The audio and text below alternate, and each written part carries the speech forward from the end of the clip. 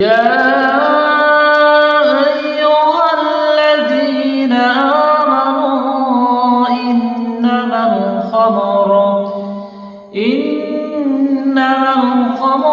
والميسر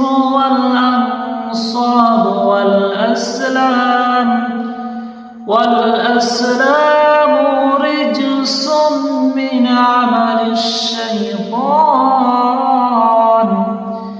فاجتنبوه لعلكم تفلحون।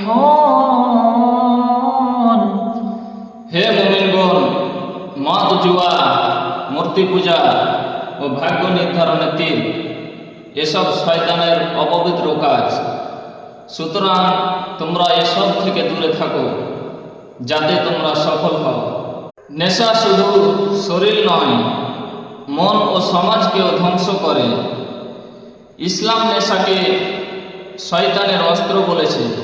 তাই আসুন আমরা নেশামুক্ত সমাজ গড়ে তুলি এবং আল্লাহর সন্তুষ্টির পথে ফিরে আসি।